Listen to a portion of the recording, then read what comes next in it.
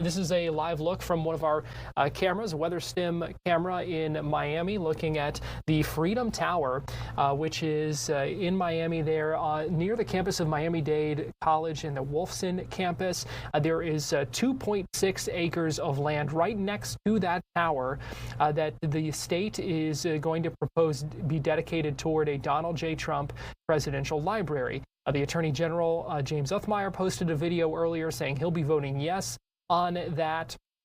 That land is currently being used as an employee parking lot for the Wolfson campus of Miami Dade College. And the proposal is to set this land aside for a presidential library that would become the first presidential library established in the state. Now, earlier today, I spoke with Kimberly Leonard, who is a Politico reporter and the author of the Florida Playbook newsletter. We talked about these new developments when it comes to a presidential library and a number of other Florida political topics as well. Yeah, big news coming out of Miami Dade College near where I live down here. There's a parking lot next to the Freedom Tower, which of course is an iconic building in downtown Miami, that Governor DeSantis would like to propose to his cabinet to use as the first presidential library. Now, we're still getting more details. We don't know if it's going to be one of several branches or if this is the end-all, be-all.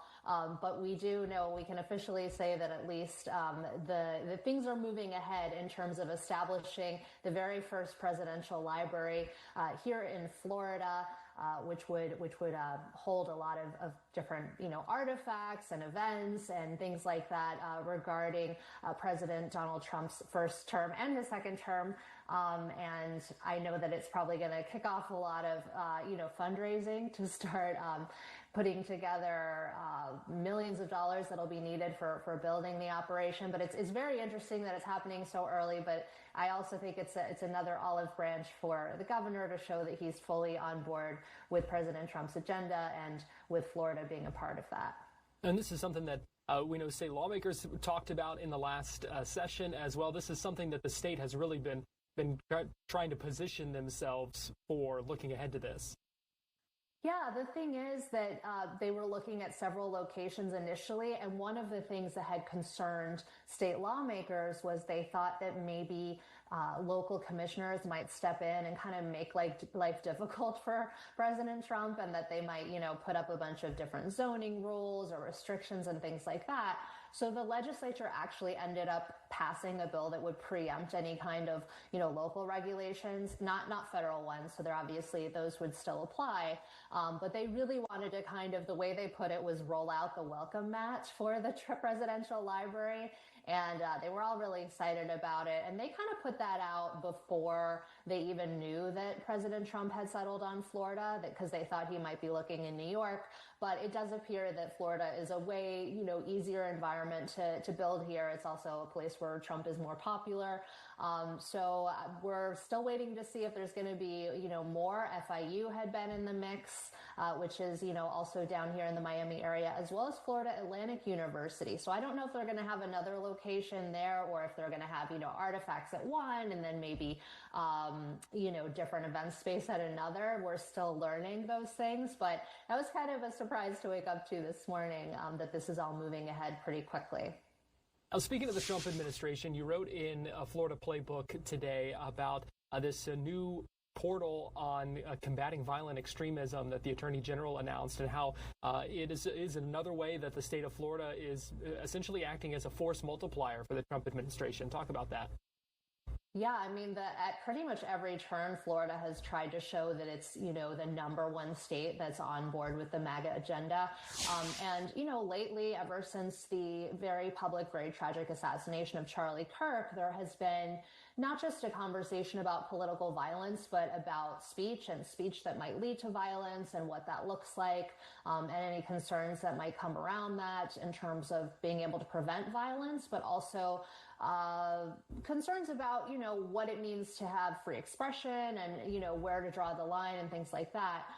But the state attorney general's office is, at least giving it a shot. They're putting it's sort of like an online document that you can fill in, like a tip sheet, where people can use screen grabs that they see about social media posts that might represent a call for violence or cause any concerns.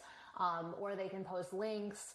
And so it does allow for anonymous reporting. So we'll kind of see how that goes and, you know, what the implications are for AI as well, I think is a big factor because, you know, you can have these devices really build and invent things. So I do think it's complicated, but it sounds like they are sort of bouncing off a lot of the concerns that the Trump administration has about, you know, political violence and that they have talked about back in the White House and looking for a way to support the White House, support Kirk's legacy. And so we'll see how it all plays out. Meanwhile, in Tallahassee, discussions and conversations and presentations continue all about property taxes. Yeah, this is probably the hottest topic for the 2026 election. It's become one of those things that, you know, regular people, not just politicians, bring up to me all the time.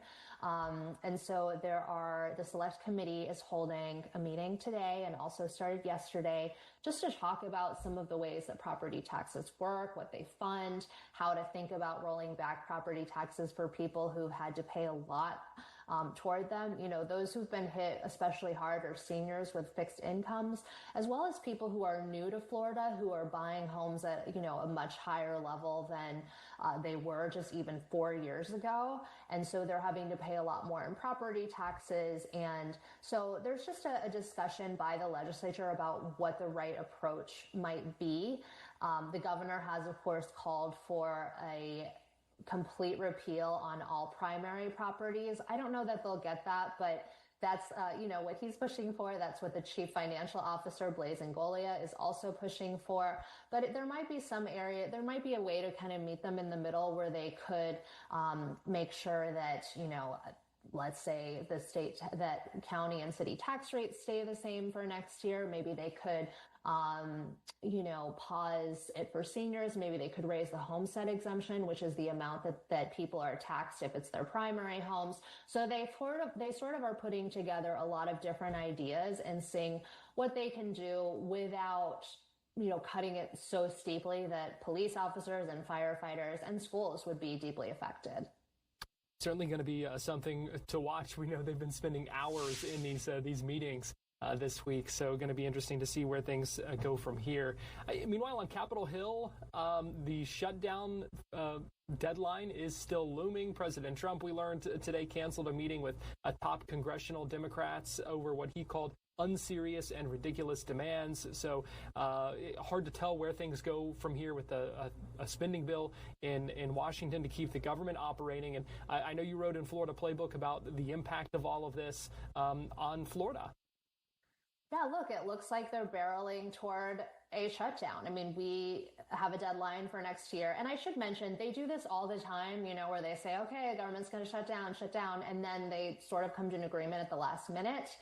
But I don't know, this time feels a little bit different. The thing to keep in mind is that shutdowns do affect us down here in Florida. We have federal workers here in Florida, and, you know, they work in federal prisons, they work at NASA, they work in our national parks.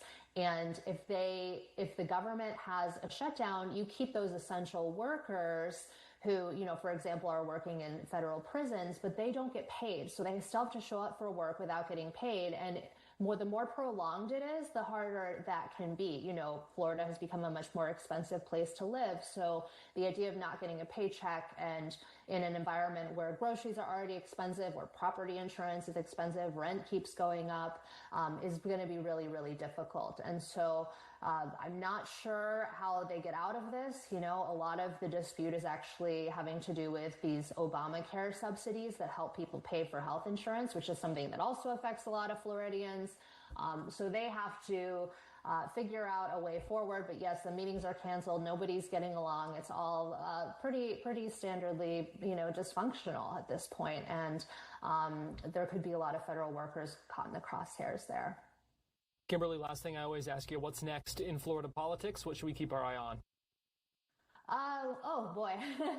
Well, I would keep watching the 2026 election. I think that we are going to see more candidates announced very, very shortly, because one thing to think about is that October marks a new quarter. And so people would rather, when they report their fundraising numbers, they would rather kind of have a whole quarter of fundraising to be able to show nice big numbers.